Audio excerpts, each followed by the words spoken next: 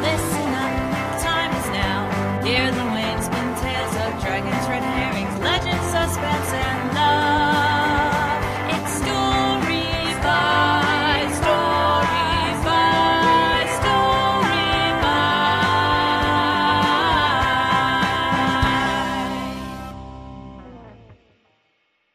Welcome back to the Story By podcast.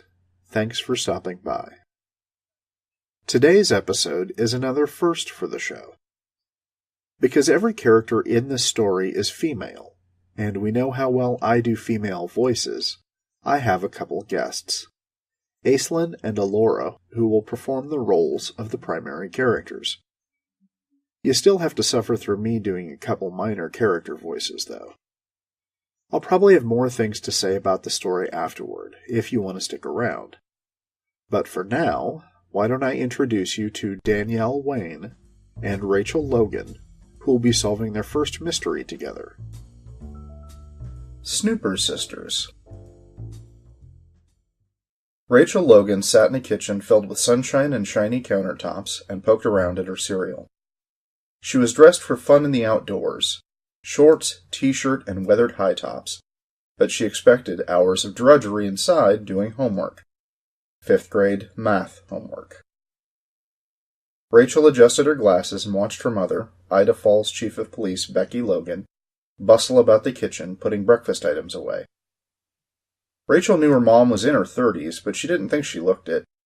Even wearing a police uniform, complete with sidearm, Becky seemed more like Rachel's older sister.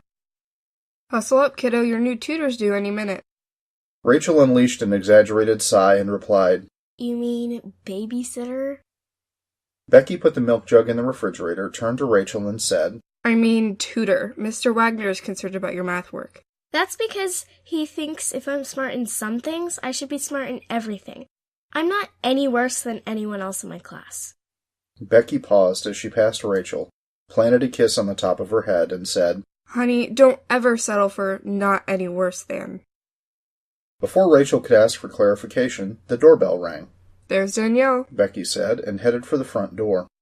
Rachel sighed again, took her dishes to the sink to rinse them, and turned to find her mother standing with an athletic young woman wearing basketball shorts, a university t-shirt, and worn high tops.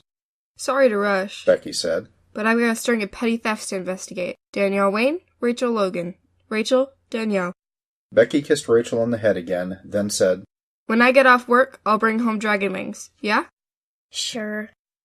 Becky darted from the kitchen, and a moment later the front door slammed. Danielle watched out the kitchen window for a moment, then said, Your mom always in a hurry? Not usually, but Ida Falls has a small force, so it's not like they have a detective. Danielle nodded, said, Leaves the heavy lifting for her, then? Rachel shrugged, replied, She's the only one that doesn't do a patrol shift, unless they're shorthanded, or she's trying to let someone have time off for a holiday or something. Danielle smiled. You know an awful lot about small-town cop stuff. Rachel shrugged again, said, Mom's the chief. You pick things up. You didn't bring any books. Danielle shook her head. Nope, we're going to the library. Rachel grabbed her backpack and house keys, stuck a notebook in her back pocket, and followed Danielle out onto the front porch. Danielle watched Rachel lock the door and said, It's Ida Falls. Rachel stuck her keys in her front pocket and replied, You can never be too careful. I guess not. You mind walking? It's a nice day. Rachel shrugged and they headed out. Rachel did agree that it was a nice day. Sunny, not too warm, with a light breeze. Perfect for spending outside, doing, well, anything, really. The worst kind of day to spend inside working on homework. Are you qualified to tutor in math? Danielle smiled, said, Major in engineering, minor in math.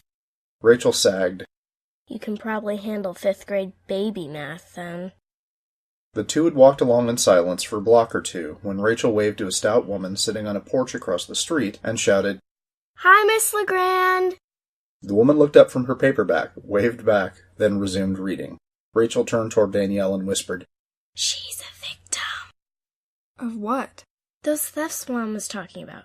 A bunch of little stuff has gone missing around town. Clothes from the line, or yard decorations, a bicycle horn. Miss Legrand lost a whole pie. Danielle smiled. Was it cooling on a windowsill? Yep. Mom said she didn't know people still did that. Me either. Danielle said with another smile. Hey, here's the library. I know. I come here all the time. Danielle bounded up the steps, opened the door, and gestured theatrically for Rachel to enter. I kinda thought you might. Danielle and Rachel walked into a large open room with floor-to-ceiling windows and giant oaken shelves full of books. A massive library desk lurked in the center, and a librarian worked in that space. Near the desk, a tabletop display of books bore the sign, "Spring into Mystery," and included several books from various mystery series for children and young adults. Rachel headed toward a row of tables at the back of the room, and Danielle followed, snagging a book from the display as she passed it. When they reached the table, Rachel set her bag down, dragged out her math book, and plopped into a chair. Danielle dropped into a chair across the table from Rachel, flipped through the mystery book, then pointed at it and said, Ever read Snooper Sisters? I used to love these when I was your age. Rachel shrugged and said, I guess. Their dad was a detective or something, and they solved mysteries for him. They're silly. Danielle looked at the two girls on the book cover, identical twins distinguishable only by the fact that one wore glasses, and said, Really? Your mom's a cop. You obviously know a lot about these thefts. Seems like real life to me. Rachel poked at her textbook, avoided Danielle's eye, and said, I'm supposed to be working on math. Danielle slid the book across the table and said, Okay, here's a math question. How many of the thefts do you know about? Rachel shrugged. Danielle said, Do I count the shrugs? Rachel accidentally smiled. No? Okay. So how many? Rachel pulled the notebook from her shorts pocket, flipped through it, and said, 8. Danielle smiled and said, You have read Snooper Sisters. Rachel replied, And Nancy Drew, Trixie Belden, Hardy Boys, Encyclopedia Brown, lots more. Danielle cocked her head as if examining something. You've also kind of been waiting for this sort of thing, haven't you? Rachel looked at her notebook, which Danielle could see was crammed full of precisely written notes. Maybe. I just didn't have anyone to talk with about it. Mom would freak. Okay, Snooper Sister, let's see what you've got. Rachel pulled a marked map from her bag and pointed at it as she talked. This was the first, then this, almost in a spiral. All 8 thefts occur within a circle of 12 blocks or so. Ida Falls is pretty small. Most things happen within 12 blocks of other things. Rachel's confidence flagged for a moment, then she said, But they seem to be centered here. She pointed at the first place she'd indicated on the map. Danielle looked closer, read, Tennessee's Pets? Rachel nodded and said, Someone went in through the skylight and took a bunch of the animals. I don't think it's technically a petty theft like others, because there were a lot of animals missing. Danielle wrinkled her brow in thought, then said, Anything valuable or exotic? Cats, mostly. Rachel replied after glancing at her notes. A few birds. They also let some dogs loose, but they didn't take them. They just left them wandering around in the store. Then the next several days, stuff started disappearing around town.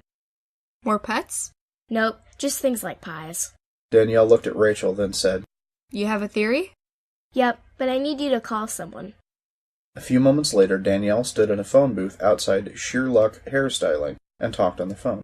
Rachel stood beside the booth, shifting from foot to foot. Danielle finished the call, stepped out of the booth, and told Rachel, He says he doesn't carry them. You believe him? Danielle shook her head, then added, We proceed with your plan. The two fist bumped, then entered the store. Later that afternoon, Rachel and Danielle sat at a table with several cheap plastic vases and cut lengths of twine. Becky entered the kitchen with a couple bags labeled Dragon Wings Asian Cuisine. Oh, Danielle, you're still here. Rachel looked up and said, Sorry, Mom. Guess we lost track of time. Becky set the bags on the counter, then surveyed the items on the table. What's all that? Just tutoring stuff. Danielle replied. I'll clear them out of the way. Danielle slid everything off the table into a shopping bag. I'll go ahead and take care of these tonight, Rachel. We'll check our results tomorrow. Evening, Chief. Becky watched Danielle exit. So it went well? Learning a lot, solving problems. How about your mysterious thefts? Becky sighed, then said, Not learning a lot or solving problems. She clapped her hands together. So, let's eat fiery Chinese food and forget about it. Rachel hopped up to help her mother unpack the food. The next morning, Rachel, in shorts, t-shirt, and high tops again, sat poking at her cereal and fidgeting. Becky, in her uniform, sat across from Rachel, took a few bites of toast, and watched her daughter. As Becky opened her mouth to speak, the wall phone rang, and Rachel sprang from her seat to grab it before it got to the next ring. Danielle? Rachel listened for a moment, then whooped with joy and said, Yes! We'll be there in 2 minutes if Mom uses the siren. 2 minutes later, Becky's police car rolled up to the curb behind an Ida Falls animal control truck. Danielle stood near the truck and waved at Rachel and Becky. Rachel leaped from the car almost before it stopped, and Becky followed behind her. Was that right? Was that right? Before Danielle could respond, a uniformed animal control officer walked from the backyard of the house with an animal carrier. A series of clunking noises could be heard as something banged against the mesh viewport of the carrier door. The animal control officer, Cheyenne Bader, who looked about 5 years older than Rachel, held up the carrier for Becky's examination and said, "Chief, we found our master criminal." Becky looked in, drew back to look at Cheyenne, and said, Is that a monkey? "Capuchin," Cheyenne said. Gesundheit. Becky replied. Rachel rolled her eyes, then said, That's a type of monkey, Mom. The monkey continued to bang on the carrier as Cheyenne walked to the truck. Was that one of Danielle's vases? It's called a monkey trap. You tie a jar to a stake and put a piece of fruit in the jar. The monkey slides his hand in and grabs it. Danielle added, But it can't pull its fist out and still keep the fruit. If it won't let go, it's trapped. Snooper Sisters. Number 14. Monkey business. Rachel responded as the two did a fist bump. Becky gave Danielle a look that Rachel couldn't quite figure out, then said, Tutoring visuals, huh? Danielle shrugged, then added, She had to measure the twine, count equal amounts of twine in vases. Cute. Becky replied. You set the traps last night? Danielle nodded. Where'd the monkey come from? Probably Tennessee's pet shop. Danielle answered. Rachel added, I think it got loose and went out through the skylight. The missing animals probably escaped that way too. Becky shook her head. And the monkey's been a petty thief since. I don't know what to say, kiddo. Rachel smiled, then said, Thanks? Yes, thanks. Becky agreed. Becky looked at Danielle, then back to Rachel. Okay, you two solved the Ida Falls crime spree. Now, maybe you should head home to work on math. Rachel crossed her arms in a fake pout. What if you need more mysteries solved, Mom? I'll let you know, Becky replied. Becky's radio squawked, and the voice of the dispatcher, Agnes Brickell, retired schoolteacher, followed. Chief, Larry Grace says he's got a monster in his house. You want to check it out? Becky sighed, clicked her radio. Tell him I'm on the way, with our new investigators. Rachel and Danielle fist bumped again.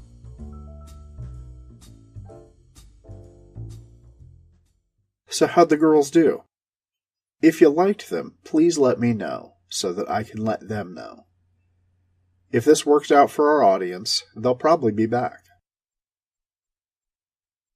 First and foremost, I want to make it clear that I have literally never seen any evidence that anyone has ever actually used a monkey trap, successfully or not. I have only encountered them in fiction and heard them mentioned in motivational speeches. Frankly, if you have anything to the contrary, I would totally love to see it. But for now, we're just going to chalk it up to artistic license. As for the story itself, it was originally a short script called Sidetrackers, written for one of the NYC Midnight Screenwriting Competitions, in which I was given a genre, mystery, character, tutor, and subject, setting a trap, and a couple days to write a script. It had that title because I had to come up with something at the last minute, and because I used the log line, a small-town police chief's daughter and her new tutor get sidetracked while doing math lessons and unravel a string of petty thefts plaguing the town. I prefer Snooper Sisters, and I'd kind of like to use it as a series title, but it sort of bugs me that they aren't actual sisters. When I was a kid, I had a fondness for those junior detective mysteries Rachel mentions, and plenty more. So it might be fun to write more of them. We'll see what happens.